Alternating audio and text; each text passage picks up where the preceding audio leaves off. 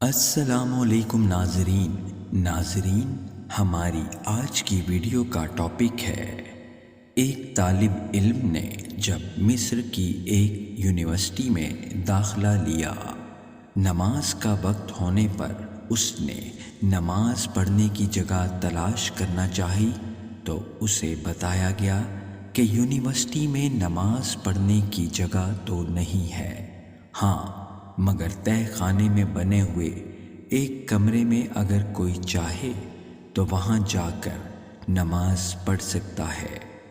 طالب علم یہ بات سوچتے ہوئے کہ دوسرے طالب علم اور اساتذہ نماز پڑھتے بھی ہیں یا نہیں، تہہ خانے کی طرف اس کمرے کی تلاش میں چل پڑا۔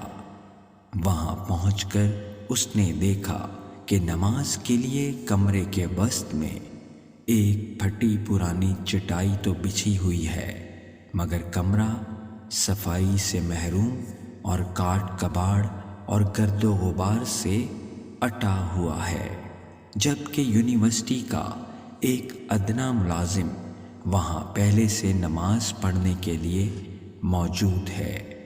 طالب علم نے اس ملازم سے پوچھا، کیا تم یہاں نماز پڑھو گے؟ ملازم نے جواب دیا، ہاں، اوپر موجود لوگوں میں سے کوئی بھی ادھر نماز پڑھنے کے لیے نہیں آتا اور نماز کے لیے اس کے علاوہ کوئی جگہ بھی نہیں ہے۔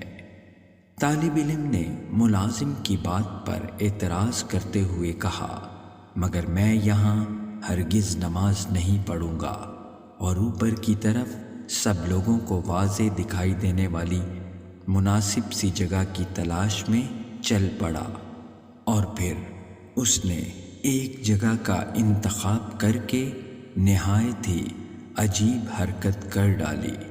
اس نے بلند آواز سے اذان کہی۔ پہلے تو سب لوگ اس عجیب حرکت پر حیرت زدہ ہوئے، پھر انہوں نے ہنسنا اور کہکے لگانا شروع کر دیے، انگلیاں اٹھا کر اس طالب علم کو پاگل اور اجڑ شمار کرنے لگے، مگر یہ طالب علم تھا کہ کسی چیز کی پرواہ کیے بغیر اذان پوری کہہ کر تھوڑی دیر کے لیے ادھر ہی بیٹھ گیا۔ اس کے بعد دوبارہ اٹھ کر اقامت کہی اور اکیلے ہی نماز پڑھنا شروع کر دی۔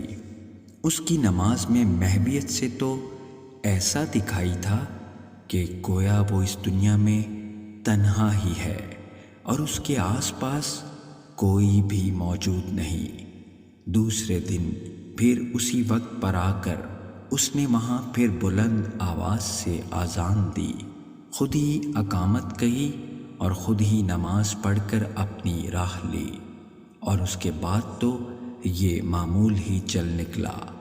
ایک دن، 2 دن، 3 دن وہی صورتحال، پھر کہہ کے لگانے والے لوگوں کے لیے اس طالب علم کا یہ دیوانہ پن کوئی نئی چیز نہ رہی، اور آہستہ آہستہ کہکوں کی آواز بھی کم سے کم ہوتی گئی۔ اس کے بعد پہلی تبدیلی کی ابتدا ہوئی۔ نیچے تہہ خانے میں نماز پڑھنے والے ملازم نے ہمت کر کے باہر اس جگہ پر اس طالب علم کی اقتداء میں نماز پڑھ ڈالی۔ ایک ہفتے کے بعد یہاں نماز پڑھنے والے 4 لوگ ہو چکے تھے۔ اگلے ہفتے ایک استاد بھی آ کر ان لوگوں میں شامل ہو گیا۔ یہ بات پھیلتے پھیلتے یونیورسٹی کے چاروں کونوں میں پہنچ گئی۔ پھر ایک دن چانسلر نے اس طالب علم کو اپنے دفتر میں بلا لیا اور کہا، تمہاری یہ حرکت یونیورسٹی کے معیار سے میل نہیں کھاتی، اور نہ ہی یہ کوئی مہذب منظر دکھائی دیتا ہے کہ تم یونیورسٹی ہال کے بیچوں بیچ کھڑے ہو کر اذانیں دو یا جماعت کراؤ۔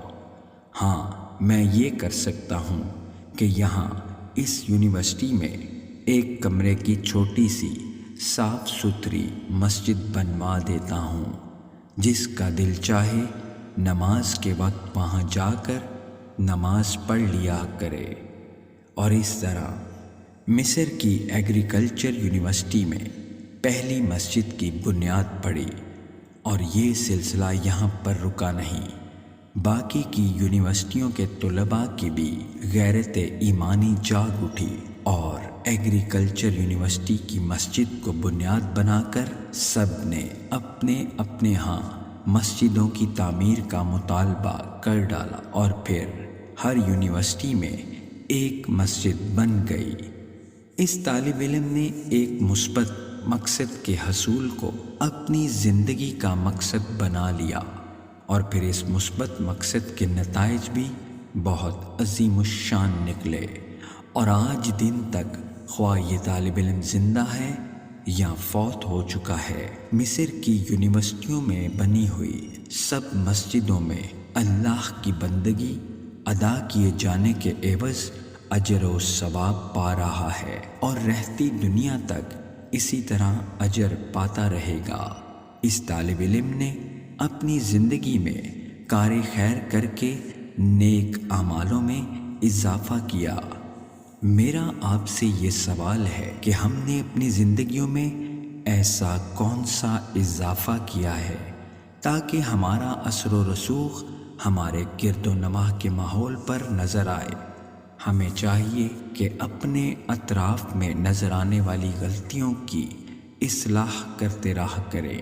حق کو صدق کہنے اور کرنے میں کیسی مروت اور کیسا شرمانا، بس مقاصد میں کامیابی کے لیے اللہ تبارک و تعالیٰ کی مدد اور نصرت کی دعا مانگتے رہیں۔ اور اس کا فائدہ کیا ہوگا؟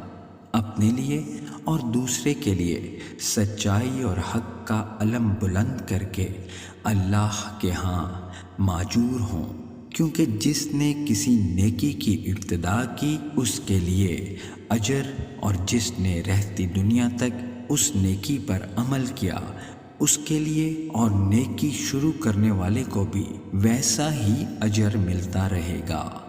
لوگوں میں نیکی کرنے کی لگن کی کمی نہیں ہے، بس ان کے اندر احساس جگانا پڑتا ہے اپنے اچھے عمل کے ذریعے سے۔